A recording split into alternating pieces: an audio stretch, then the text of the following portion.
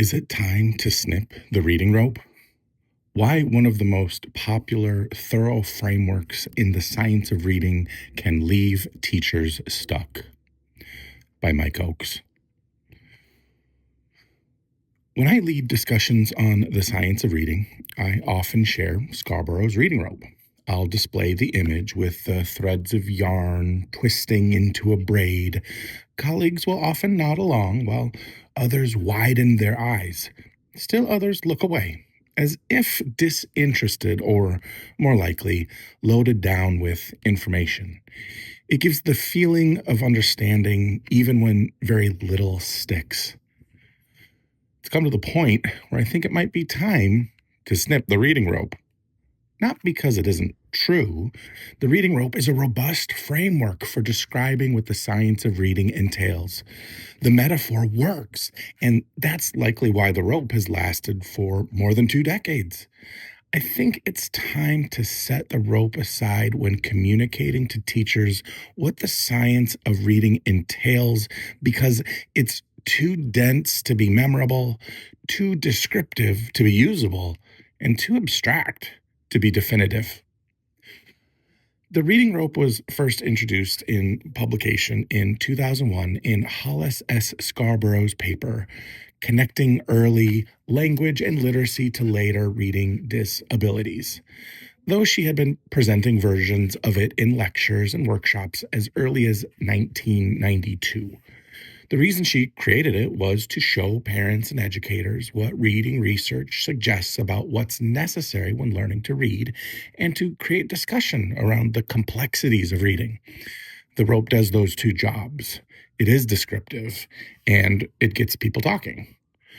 However, I'm a parent and an educator myself, and I don't think the rope is the best framework to help people know what matters in reading or to act on it. If we want parents and educators to know what matters, they need to be able to remember it. The reading rope asks too much. There are nearly 30 separate elements embedded in that diagram. That's a lot. I've yet to meet anyone who can name them all, let alone explain them. If we want teachers and parents to hold on to what the science of reading is, they should be able to say something about it from memory.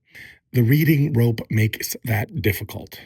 There are other frameworks that are more manageable in that regard, such as Go and Tunmer's Simple View of Reading and the National Reading Panel's 5 Pillars of Reading Instruction.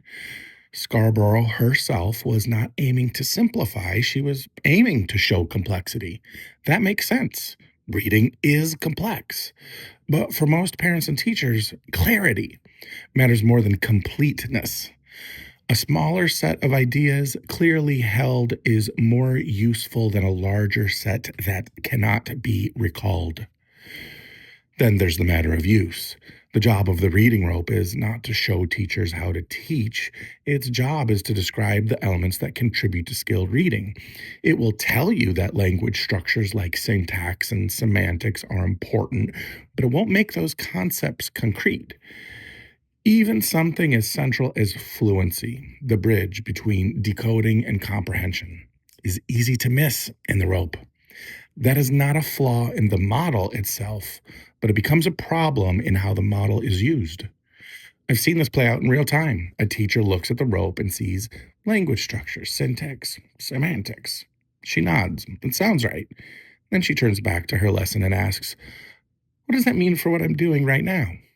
There is no clear answer. Put the simple view in front of that same teacher and the question changes. Is this a decoding issue or a comprehension issue?